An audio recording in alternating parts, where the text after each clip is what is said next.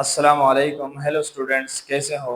उम्मीद करता हूँ सब अच्छे होंगे, ठीक ठाक होंगे।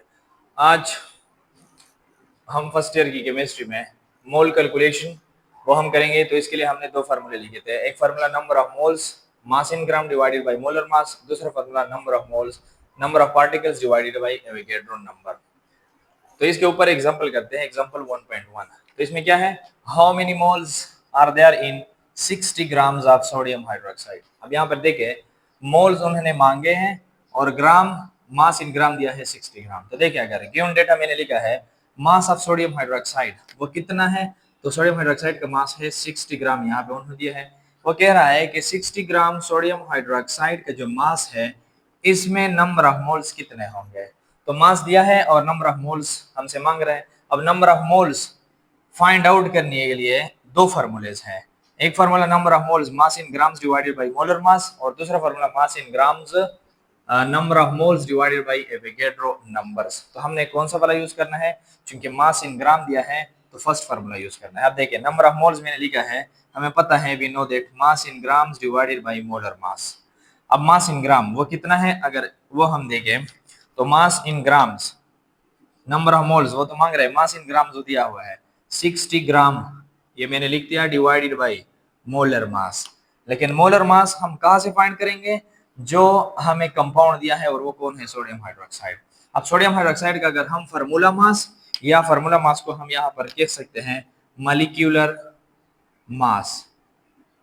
तो मॉलिक्यूलर मास किस तरह होगा, जो सोडियम हाइड्रोक्साइड है उसमें जितने भी एटम्स होंगे उन सब का एटॉमिक मास जमा करना है। अब देखिए सोडियम का एटॉमिक नंबर है 23, ऑक्सीजन के atomic mass sorry atomic number नहीं एटॉमिक मास 16, हाइड्रोजन का एटॉमिक मास है 1। इन सबको जमा करें तो ये आता है 40 AMU। ये एटॉमिक मास हो गई, इनका जमा हो गया तो इसका हो गया, चूंकि मॉलिक्यूल है तो ये क्या है, इसका है मॉलिक्यूलर मास। अब मोलर मास क्या है, तो मोलर मास हमने पढ़ा था इस 40 को सिर्फ ग्राम पर मोल में लिखे तो ये क्या बन जाएगा, ये बन जाएगा 40 ग्राम पर मोल। अब ये मोलर मास है, मोलर मास को यहाँ पर पुट करना है क्योंकि मोलर मास तो 40 ग्राम और इसके साथ क्या है पर मोल, ग्राम और ग्राम कैंसिल, मोल को यहाँ पर लाएंगे तो मोल इनवर्स, यहाँ पर लाए तो मोल ये बन जाएगा और यहाँ पे जीरो और जीरो इसको मल्टीप्लाई तो इसे आंसर आ जाएगा 1.5 मोल। अब ये 1.5 मोल किसके हो गए, सोडियम हाइड्रोक्साइड के। इसका मतलब क्या हुआ कि जो 60 ग्राम सोडियम हाइड्रोक्साइड होगा इसमें 1.5 नंबर ऑफ मोल्स होंगे। अब देखें दूसरे एग्जांपल की तरफ, वहां पर क्या है, यहाँ पे मोल्स वो हमने फाइंड कर लिया है। इस एग्जांपल में हम फाइंड करेंगे मास। अगर मोल दिए हो मास मांग रहे हैं तो फिर क्या करना है, देखें 1.2 what is the mass of 0.5 moles of calcium carbonate. यानी वो कह रहा है कि 0.5 मोल्स में कैल्शियम कार्बोनेट का मास वो कितना होगा। तो अब देखिए मास और मोल है तो उसके लिए फिर से है वो फर्स्ट जो रिलेशन है नंबर ऑफ मोल्स वाला वो यूज करना है। अब देखिए गिवन डेटा मैंने लिखा है, नंबर ऑफ मोल्स कितने हैं, number of moles calcium carbonate को दिए है 0.5 मोल्स, मास मांग रहे हैं मास ऑफ कैल्शियम कार्बोनेट, तो यहाँ पे क्या है कैल्शियम कार्बोनेट वो हम फाइंड करते हैं। अब देखें चूंकि मास और मोल है तो उसके लिए पहला formula number of moles mass in gram divided by molar mass. अब चूंकि हमसे मास इन ग्राम मांग रहा है तो मोलर मास को हम यहाँ पे लाएंगे, इसके साथ मल्टीप्लाई करेंगे। तो देखिए number of moles multiply molar mass हमने यहाँ पे लाया, क्यों, क्योंकि मास इन ग्राम्स वो हम फाइंड करते हैं।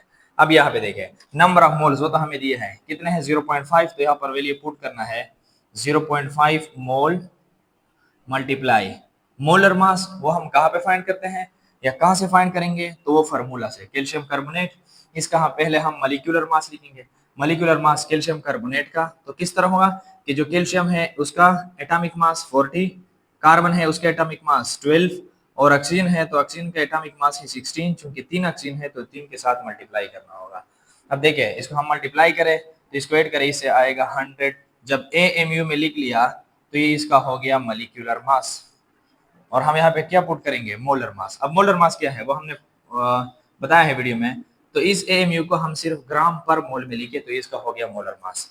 अब मोलर मास कितना है 100 ग्राम पर मोल, तो 100 ग्राम पर मोल ये इसका आ गया मोलर मास और ये मांग रहा है। तो देखिए यहाँ पे मोल और मोल कैंसल और यहाँ से कितना आएगा, जब पॉइंट को हम खत्म करेंगे तो पॉइंट के नीचे 1 और इसके नीचे होगा 0। अब ये 5 तो 1 0 1 0 और 5 और 10 को मल्टीप्लाई करें तो ये आएगा 15 और इसके साथ जी रह गया है ग्राम। ये किसका मास हो गया? ये मास हो गया कैल्शियम कार्बोनेट का। यानी जो 0.5 मोल कैल्शियम कार्बोनेट थे उसमें मास कितना होगा? 15 ग्राम। तो ये हो गया कैलकुलेशन और इसी के साथ मैं मांगता हूँ इजाजत। अल्लाह हाफिज।